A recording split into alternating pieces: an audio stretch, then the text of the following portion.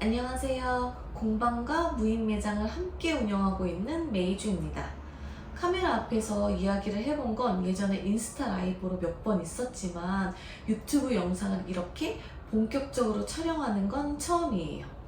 제가 이렇게 유튜브 촬영을 해보자 라고 결심하게 된 계기가 따로 있는데요.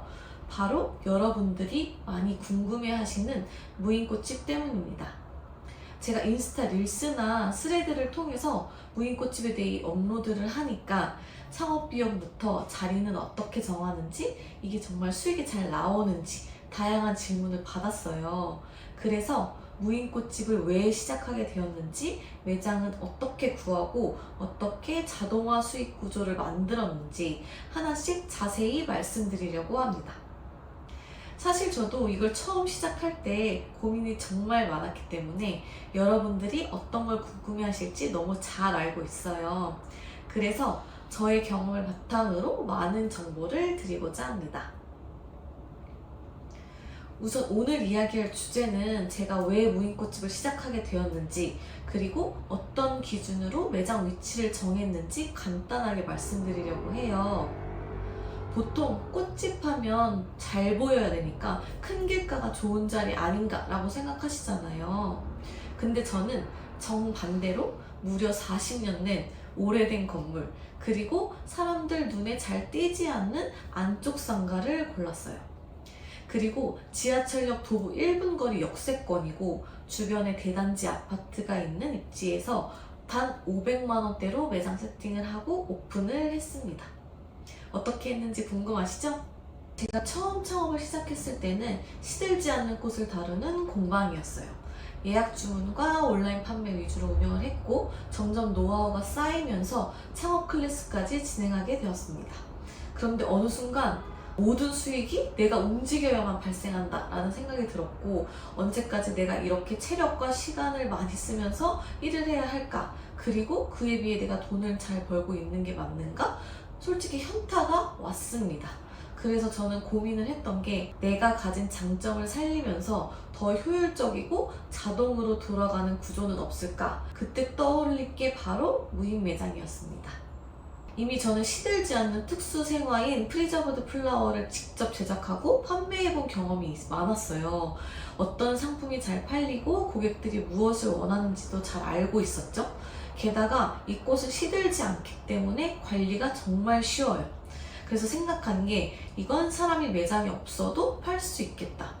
무인으로 운영하더라도 재고 손실 거의 없고 상품만 잘 세팅해두면 충분히 판매할 수 있겠다라고 생각을 했어요. 또 하나 자신 있었던 이유는 공방 창업 시절부터 상가 보는 눈을 계속 키워왔고, 상가 경매 공부도 따로 해둔 덕분에 매장 입지를 선택하는 건 큰 두려움이 없었습니다. 그럼 본격적으로 제가 어떤 기준으로 위치를 선정했는지 4가지를 중점적으로 말씀드릴게요. 그 첫 번째는 바로 입지인데요. 입지는 정말 중요합니다. 입지에 대한 기본적인 공부와 관심은 필수고요. 평소에도 주변 상권을 유심히 살펴보는 습관을 가지셔야 합니다. 저는 입지를 선택할 때 유동인구가 많은 핫플레이스나 유흥가, 배우 세대가 탄탄한 주거지역을 우선적으로 봤어요. 거기에 역세권이라면 더욱더 금상첨화겠죠? 그리고 무엇보다 중요한 건 사람들이 실제로 많이 다니는 주 동선을 꼭 파악하는 거예요. 같은 건물이어도 위치에 따라서 유동인구가 완전히 달라질 수 있거든요. 두 번째로 중요하게 본 거는 낮은 고정 비용입니다. 꽃이라는 아이템 특성상 성수기와 비수기가 있기 때문에 비수기에도 순이익을 높이기 위해서는 고정비를 줄이는 게 매우 중요합니다.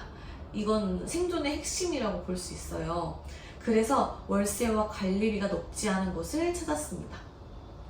그리고 세 번째는 동종 매장 위치 확인인데요. 쉽게 말해서 경쟁 매장을 말하는 거겠죠? 꽃집은 뭐 일반 카페 거리나 의류 매장들처럼 몰려있다고 해서 윈윈을 하는 구조는 아니에요. 요즘 꽃집이 너무 많다 보니까 같은 건물이나 바로 옆에 위치한 경우도 많은데, 저는 이런 중복 입지는 피하려고 했습니다.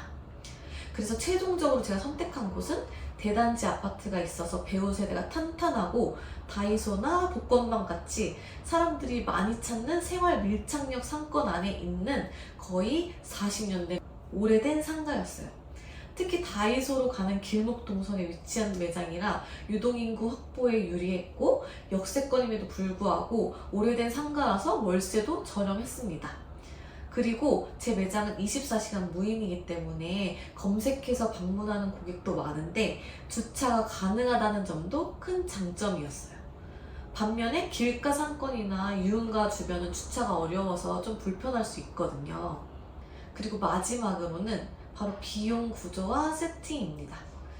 초기 무인꽃집 인테리어는 생각보다 간단했어요. 크게 준비한 건 상품 진열대, 가벽, 키오스크, 그리고 CCTV 간판 정도였고 바닥 시공까지 포함해서 총 500만 원대로 마무리했습니다. 그 외에 소소한 용품들은 다이소에서 구매를 했고 수도 시설도 필요 없기 때문에 더 간편하게 세팅할 수 있었어요. 이렇게 간단하게 매장을 세팅할 수 있다는 건 초기 비용 부담 없이 오프라인 창업을 시작할 수 있다는 의미예요. 자, 이렇게 많은 분들이 궁금해 하셨던 무인꽃집의 시작에 대해서 말씀드렸는데요. 궁금증이 조금은 해소되셨을까요? 다음에는 2025년도에 인기 있는 무인 아이템을 정리를 해보고 장단점을 조금씩 알아볼게요. 그러면 다음에도 더 알찬 정보로 찾아오겠습니다.